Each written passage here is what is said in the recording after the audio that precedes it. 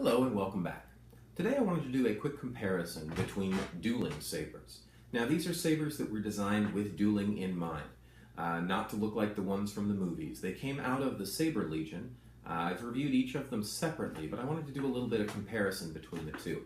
One of those sabers is the Legionnaire from Vader's Vault, and the other one is the Ronin from Saberforge. Now, both of these, as I mentioned, they were designed with that Saber Legion full contact dueling in mind. They came out of the tournaments designed by people who actively viewed or participated in those tournaments to try to figure out what the needs of a saber that's going to be put to that kind of use were going to be. Now, some of the features that I showed you of the Vader's Vault one, the Suba is removable, so you can etch it or just remove it if you like. There's a little screw right here that allows you to take the whole thing off. It's a very ergonomic design. It's got a nice counterbalance so that it's very well weighted towards the pommel. It's got two main grip points, a choke point up here and a solid grip down here. Activation button, auxiliary button. Very sleek, no frills, solid design, chassis inside, solid saber. The Ronin was a very similar design. Okay, we've got a choke point up here next to the Suba guard.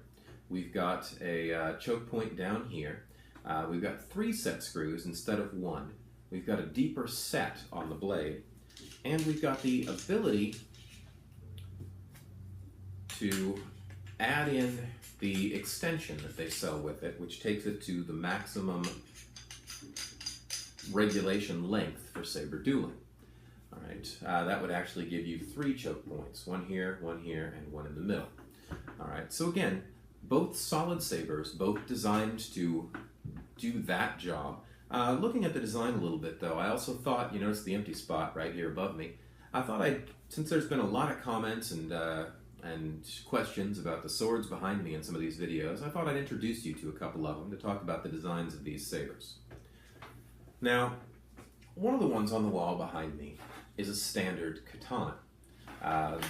In case you're curious, this is from a Japanese forge called Ryuman.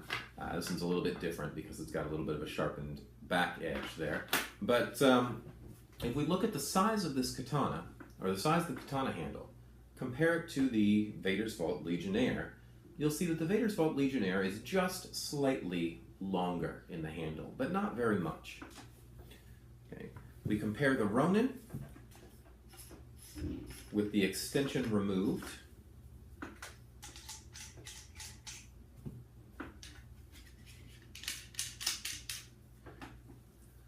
And we'll see that the Ronin is just slightly shorter.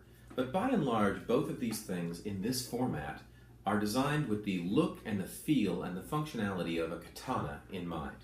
The Suba guards, the length, this one's got more counterbalance than this one. This one gets to be a little bit top heavy. This one's a little bit more ergonomic. But designed with katana in mind. So, what the heck is this? Well, there's a couple options for this. Some of the katanas had a horseman's handle that was a little bit longer so that you could use it while on horseback. I don't think that you're going to be saber fighting on horseback. If you are, you're putting these things to a whole lot more use than I am. But this longer handle that's designed with all this length or all this grip possibility, what this is more similar to isn't very much a katana. What I have right here is a Swiss saber. All right, now the Swiss saber, you'll notice, if I look at the length of this handle compared to the Ronin, roughly the same length. Swiss sabers were dealt with they were designed for that sort of power leverage that you get, also to have the multiple grip possibilities on it. Very powerful saber. By the way, these 2 swords that I just brought out here, these are in the event of a zombie apocalypse, these would be my 2 go-tos from the wall behind me, just in case you're curious.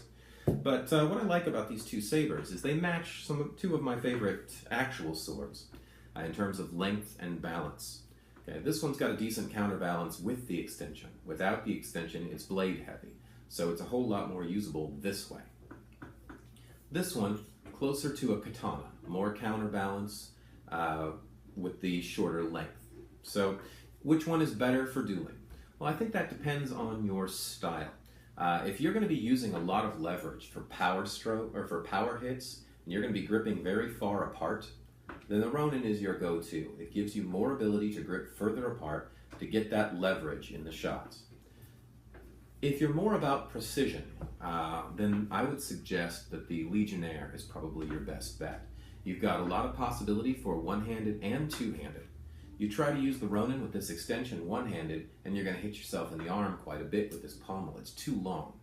Okay, this one-handed, two-handed versatility. So I think that pretty much spells out what I would call the difference between these two sabers: power and versatility.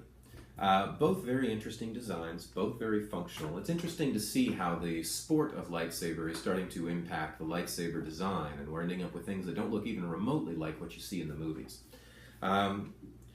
But again, you got to see a couple of the swords from the wall behind you, so hopefully that's scratched that itch for you. But if this has been of help, please join me back for more, and I'll try to bring you some other reviews or comparisons that'll be useful to you.